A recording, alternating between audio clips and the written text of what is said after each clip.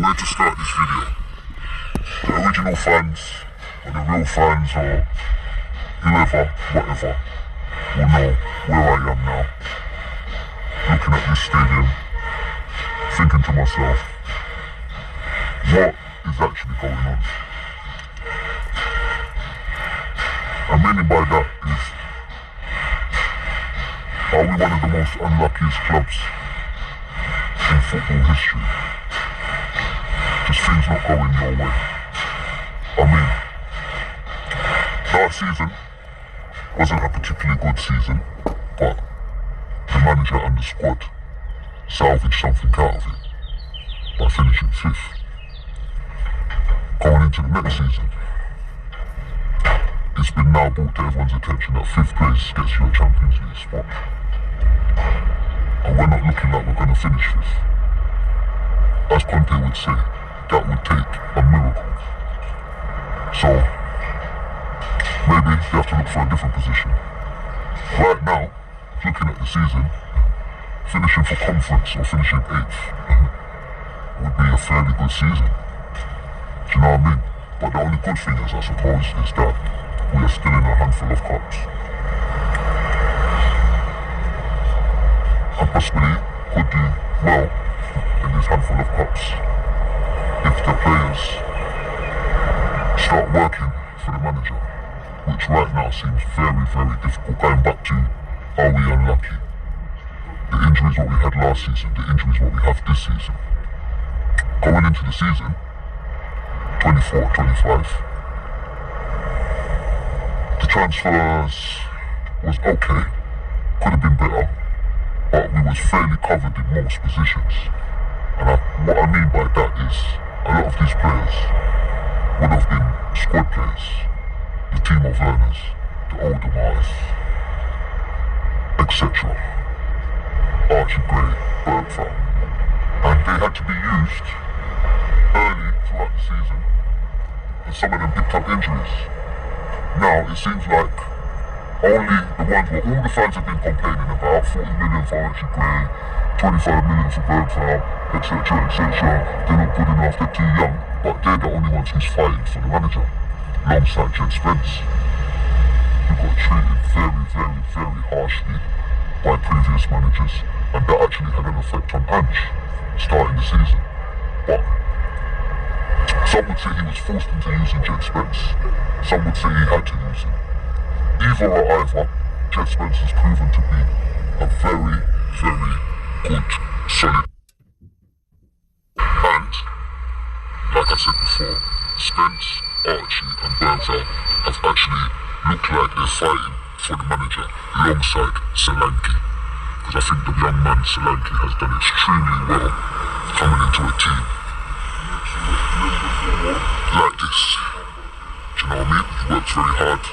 He scored 11 to 12 goals in all competitions so far this season. He's got a few assists to his name, which a lot of people were saying that he wouldn't be able to get more than 10 goals. Yeah, and he wouldn't be able to score against the top 4 or top 5 or top 6 or 7 or 8 clubs, which he has done so far. Not all of them, but he's scored against most of them. Yeah, so I think it's time for the team, for the players, to make a decision if they're willing to fight, leave everything on the pitch, score the goals what's needed, work hard for the team. And if you can't, you need to let the manager know now, so he can start using some academy players who will fight, work hard, be skillful, look to be the best. Because that's what's needed right now. We are in a fight. And the only way to win a fight is by fighting. Yeah, physically, mentally, possibly financially. Yeah, it's time to start making those steps. It's time to start pushing. Yeah, we are Tottenham Hotspurs. We are one of the greatest clubs in London. We are going to make a success out of this season. That's what you need to be telling yourself as a player, as a fan, as a manager, as a chairman, And as a person who just loves football, it needs to be better. Everything needs to be better.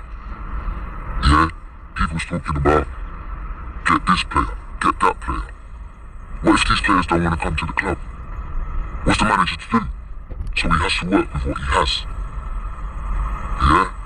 And a lot of them are talking about they want to be world class and they want to be this and they want to be that. And that comes in with playing 2 to 3 times a week. That's the only way you're going to be world class. So you've got to prepare your body for that. And if you can't, you need to spend the money like Emerson Royal did, yeah, and get yourself better.